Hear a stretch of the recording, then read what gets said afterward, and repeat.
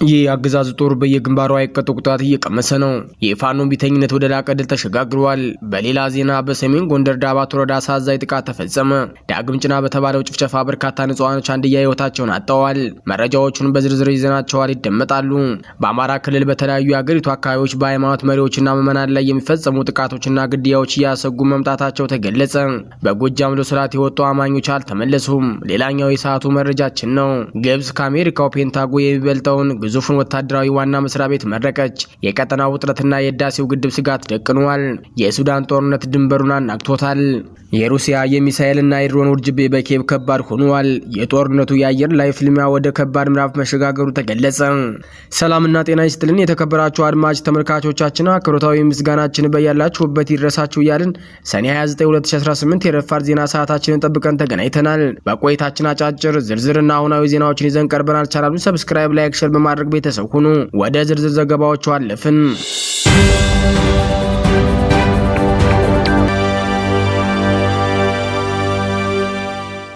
የአገዛዙ ጦር በየግንባሩ አይቀጡ ቅጣት እየቀመሰ ነው። የፋኖን ቢተኝነት ወደ ላቀ ድል ተሸጋግሯል። በተለያዩ የአማራ ክልል ግንባሮች የተቀናጀና ስትራቴጂካዊ ጥቃቶችን በመሰንዘር ላይ የሚገኘው የነጻነት ኃይሉ የአማራ ፋኖ የአምባገነኑ የብልጽግና አገዛዝ የጦር መዋቅር የህልውና ምሰሶዎችን እያፈራረሰ ይገኛል።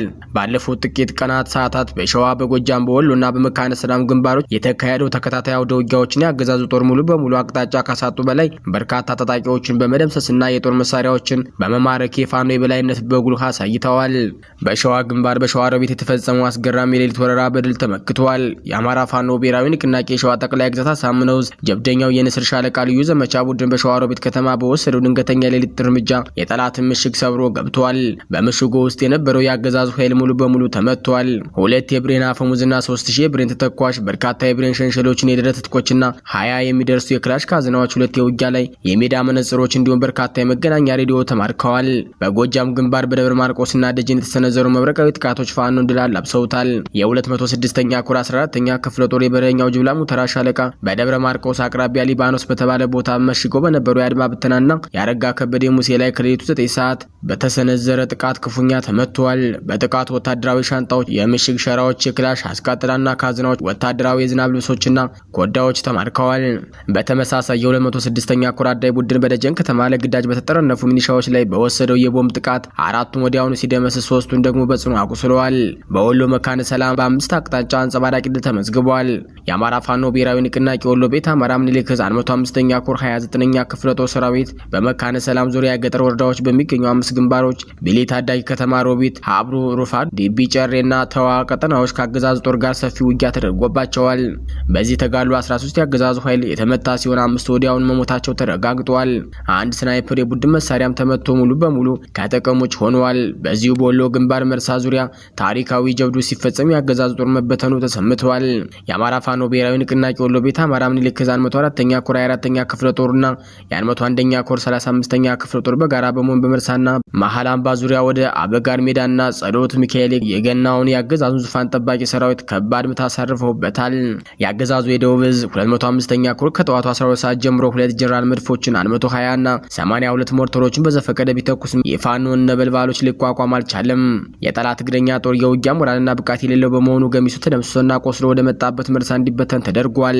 ጠላት የራሱን የሻለቃ ሻምበል አመራሮችን እንዲሁም የሰራዊቱን አስከሬን እንኳን ሳያነሳ የፈረጠጠ ሲሆን በሽንፈቱ ማካካሻነት በጸሎት ጎርባና 8 ቁጥር ቀበሌዎች ላይ በከባድ መሳሪያ የንጹሃን ቤቶችን አቃጥሏል።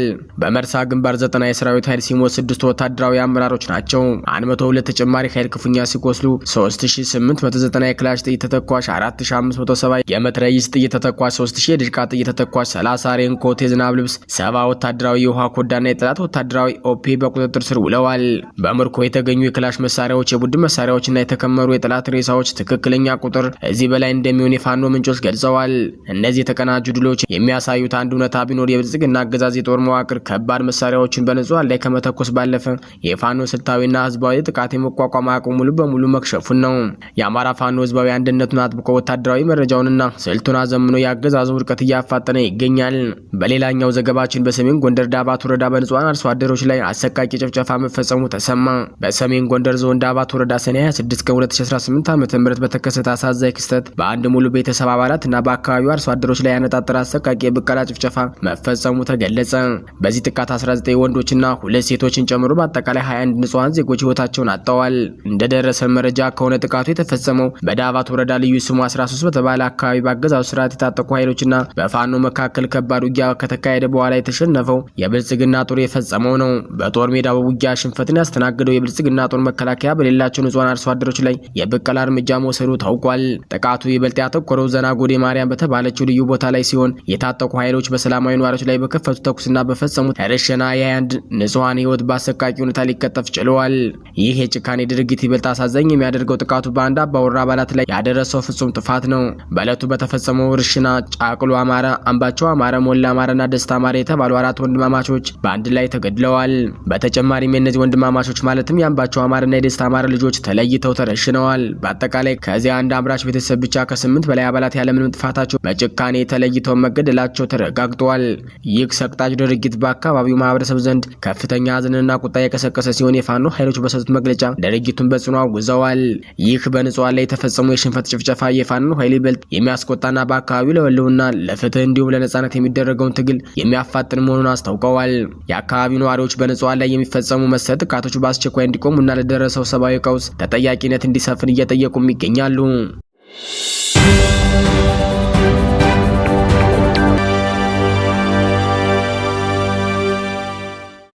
በአማራ ክልል በተለያዩ የአገሪቱ አካባቢዎች በሃይማኖት መሪዎችና ምዕመናን ላይ የሚፈጸሙ ጥቃቶችና ግድያዎች እያሰጉ መምጣታቸው ተገለጸ። በአማራ ክልላዊ ብሔረሰብ ዞን ቻግኒ ከተማ ከመስጂድ ሲመለሱ በነበሩ ምዕመናን ላይ በአገዛዙ ታጣቂዎች በተፈጸመ ጥቃት የአንድ ሰው ህይወት ሲያልፍ በሁለት ሰዎች ላይ ደግሞ ከባድ የአካል ጉዳት መድረሱ ታውቋል። ይህ ጥቃት በክልሉና በተለያዩ የአገሪቱ ክፍሎች በሃይማኖት ተከታዮችና መሪዎች ላይ እየተባባሰ የመጣው ዘብጠኛ ጥቃት የቅርብ ጊዜ ማሳያ ሆኗል። ከስፍራው የወጡ መረጃዎች እንደሚያመለክቱ ጥቃቱ የተፈጸመው በቻግኒ ከተማ ቀበሌ 05 በተለምዶ ፎረንቅ እየተባለ በሚጠራው አካባቢ በሚገኘው ሰላም መስጂድ ነው። ምዕመናኑ የኢሻ የምሽት ሶላትን አጠናቀው ወደ ቤታቸው በመመለስ ላይ ሳሉ ታጣቂዎች በከፈቱባቸው ጥቃት አንድ ምዕመን በጥይት ተመቶ ወዲያውኑ ህይወቱ አልፏል። አባትና ልጅ የሆኑ 2 ምዕመናን ደግሞ በከፍተኛ ድብደባ ተፈጽሞባቸው በጽኑ በመቁሰላቸው በአሁኑ ወቅት በሕክምና ተቋም ውስጥ ክትትል እየተደረገላቸው ይገኛልም ተብሏል። ይህ በቻግኒ ከተማ የተፈጸመው ጥቃት ለብቻ የተነጠለ ክስተት አለመሆኑ የአካባቢው ምንጮች ይገልጻሉ። ባለፉት ጥቂት ሳምንታት ብቻ በአማራ ክልል የተለያዩ አካባቢዎች በሙስሊሙ ማህበረሰብና በኦርቶዶክስ ተዋሕዶ ሃይማኖት አባቶች ላይ ያነጣጠሩ አስከፊ ግድያዎች ተፈጽመዋል። በዚሁ በአዊ ብሔረሰብ ዞን ዳንግላ ከተማ የሁጥባ መስጂድ ኢማም ከቀናት በፊት መገደላቸው ይታወሳል። በጎንደር በደንቢያ ወረዳ ሌላው ታዋቂ ሃይማኖት አባት በተመሳሳይ መልኩ በግፍ መገደላቸው ይታወሳል። የተለያዩ የሰብአዊ መብት ተሟጋቾችና የህብረተሰብ ክፍሎች እንደሚያመላክቱት እነዚህ ጥቃቶች በአሁኑ ወቅት በአገሪቱ እየተንቀሳቀሱ ባሉ ታጣቂዎችና አገዛዙ ባዋቀራቸው የጸጥታ ኃይሎች አማካኝነት የሚፈጸሙ መሆናቸውን በመግለጽ የተቃውሞ ድምጽ እያሰሙ ይገኛሉ። በተለይም ብልጽግና መዋቅሩ ዜጎችንና የሃይማኖት ተቋማትን ከጥቃት የመጠበቅ ኃላፊነትን በአግባቡ እየተወጣ አይደለም የሚሉ ቅሬታዎች እየበረቱ መጥተዋል። ከመጠበቅ አልፎን በንጹሃን ላይ የሚፈጸሙ ግድያዎችን አስፈጻሚ መሆን ነገሮችን አሳሳቢ አድርጎታል። በሃይማኖት ተከታዮችና መሪዎች ላይ እየደረሰ ያለው ግፍና ስደት በአማራ ክልል ብቻ የተገደበ ሳይሆን በሌሎች የሀገሪቱ ክፍሎች የኦርቶዶክስና የእስልምና እምነት ተከታዮች እያሳሰበ ይገኛል። በተደጋጋሚ በሚቀሰቀሱ ግጭቶችና አገዛዙ በሚያሰማራቸው ታጣቂዎች በሚፈጸሙ እገታዎች ሳቢያ በቁጥር የማይገመቱ የእስልምናና የኦርቶዶክስ እምነት ተከታዮች መነኮሳትና የሃይማኖት አባቶች ለሞት ለአካል ጉዳትና ለአስገዳጅ ስደት ተዳርገዋል። በኦሮሚያ ክልል አርሲ ዞን በተለያዩ ጊዜያት በተቀሰቀሱ ጥቃቶች የሁለቱም እምነት ተከታዮች በተለይም የኦርቶዶክስ ተዋሕዶ ተከታዮች በግፍ መገደላቸው፣ ንብረታቸው መውደሙና ማህበራዊ ትስስራቸው አደጋ ላይ እንዲወድቅ መደረጉ ይታወሳል። በቻግኒ የተፈጸመው የቅርብ ጊዜ ጥቃት ማህበረሰቡን በእጅጉ ያሳዝንና ያስቆጣ ሲሆን በተለያዩ የሀገሪቱ ክፍሎች በእምነት ተከታዮች ላይ እየደረሰ ያለውን ግፍና መገለል በአስቸኳይ እንዲቆም የሃይማኖት ተቋማትና የሰብአዊ መብት ድርጅቶች ጥሪያቸውን እያቀረቡ ነው። የንጹሃን ዜጎች ደህንነት የማስከበር ኃላፊነት ያለበት የብልጽግና አገዛዝ ለዚህ ድርጊቶች ተጠያቂ የሆኑትን አካላት በሕግ ፊት እንዲያቀርብ ግፊት እየተደረገበት ቢሆንም የጥቃቱ አስፈጻሚ ራሱ መሆኑ ደግሞ ስጋቱን ከፍ አድርጎታል።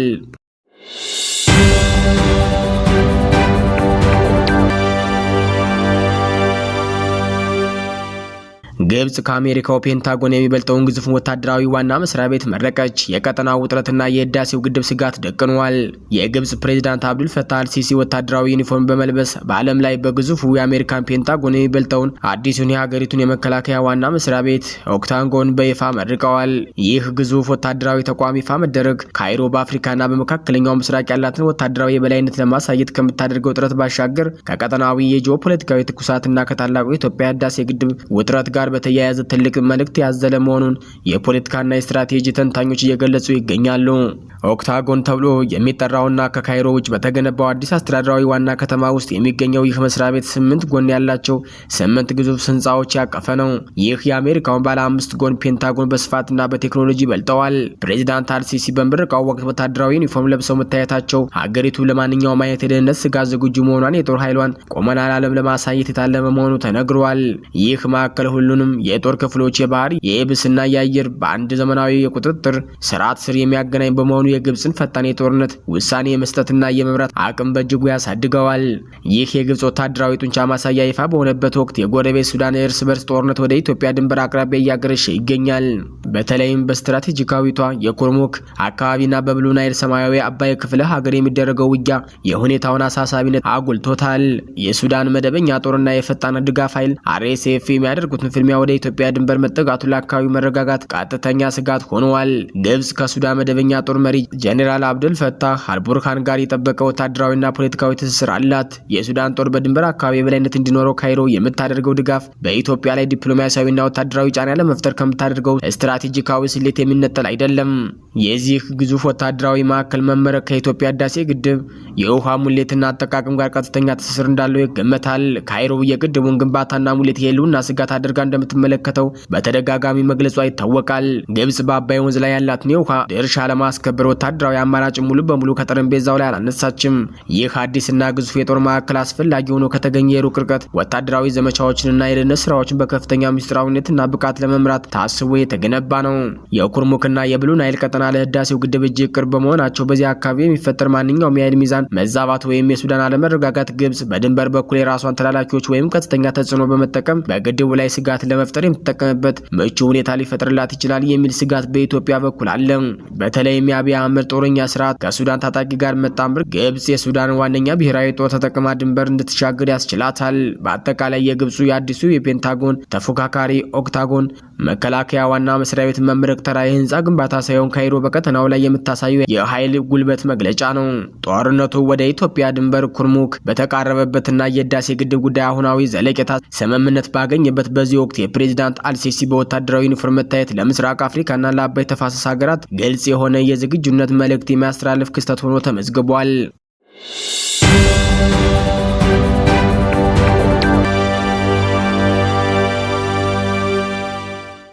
የሩሲያ የሚሳኤል እና የድሮን ውርጅብኝ በኪየቭ ከባድ ሆኗል። የጦርነቱ የአየር ላይ ፍልሚያ ወደ ከባድ ምዕራፍ መሸጋገሩ ተገለጸ።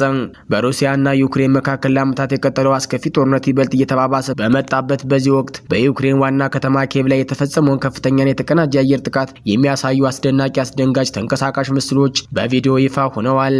ይህ ጥቃት ሩሲያ በኪየቭ ላይ ከሰነዘረቻቸው መጠነ ሰፊ ጥቃቶች መካከል አንዱ እንደሆነ ተገልጿል። የወጡት መረጃዎችና ምስሎች እንደሚያሳዩት የሩሲያ ጦር ጥቃት የፈጸመው በርካታ የጦር መሳሪያዎችን በማቀናጀት ነው። ጥቃቱ በዋናነት የተመሰረተው በሁለት ስልታዊ የጦር መሳሪያዎች ላይ ነው። የክሩዝና ባላስቲክ ሚሳኤሎች የዩክሬን የአየር መከላከያ ለማስጨነቅና ስልታዊ የመሰረተ ልማቶችን ለማውደም የተተኮሱ ሲሆን ፈንጂ አላፊ ድሮን በተለይም የኢራን ቴክኖሎጂ የሆኑትና በዝቅተኛ ከፍታ ላይ በመብረር ኢላማዎችን በስባሪ ፍንጣሪና በፍንዳታ የሚያወድሙት ሻሄድ ድሮኖች በጥቃቱ ላይ በስፋት ተሰማርተዋል። ይህ የድሮንና የሚሳኤል ጥምረት የዩክሬን የአየር መከላከያ ስርዓት የትኛውን ማስቀድሞ መምታት እንዳለበት ግራ ለማጋባትና የመከላከያ አቅሙን ለማማጠጥ ሆን ተብሎ የተቀየሰ ስልት መሆኑን የጦር ተንታኞቹ ይገልጻሉ። የኪየቭ ከተማ የአየር መከላከያ ክፍሎች ጥቃቱን ለመመከትና ሚሳኤሎችን እንዲሁም ድሮኖችን በአየር ላይ ለማክሸፍ ከፍተኛ ጥረት አድርገዋል። በከተማዋ ሰማይ ላይ ከፍተኛ የተኩስ ልውውጥና የሚሳኤል ፍንዳታዎች ሲሰሙ ያደሩ ሲሆን በርካታ ድሮኖችና ሚሳኤሎች መክሸፋቸውም ተነግረዋል። ሆኖም ግን ጥቃቱ እጅግ የበረታና ከተለያዩ አቅጣጫዎች የተሰነዘረ በመሆኑ የተወሰኑት የሩሲያ ሚሳኤሎችና ድሮኖች የዩክሬን የአየር መከላከያ ሰብሮ በመግባት ስልታዊ ኢላማዎችን መምታት ችለዋል። ከተመቱት ኢላማዎች ከተሞች መካከል የኃይልና የኤነርጂ መሰረተ ልማቶች ይገኙበታል። ከተማዋን ለጨለማና ለኃይል እጥረት ለመዳረግ የታለሙ ጥቃቶች ናቸው።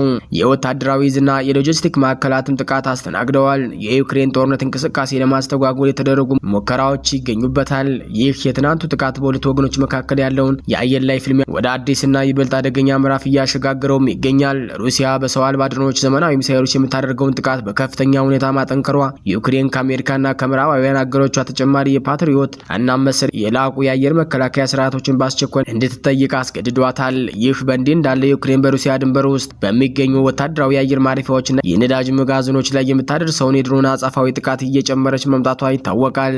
የኪየቭ ነዋሪዎች አሁንም ጥቃቶችን በመፍራት በአስቸኳይ መጠለያዎች ውስጥ እንዲቆዩ እየተመከሩ ሲሆን የከተማው አስተዳደር በደረሱት ጉዳቶች ላይ የጥገና ስራዎችን መጀመሩን አስታውቋል። አድማጭ ተመልካች ቤተሰቦቻችን ለሰዓቱ የተዘጋጁ መረጃዎች የተከታተላችኋቸውን ይመስሉ ነበር። ሀሳብ አስተያየታችሁን ኮሜንት መስጫ ላይ ጻፉልን። ቻናሉን ሰብስክራይብ ማድረጋችሁ እንዳትዘነጉ እናሳስባችሁ። ወደድን። በያላችሁበት መልካም ጊዜ ተመኘን። ቸር ቆዩን።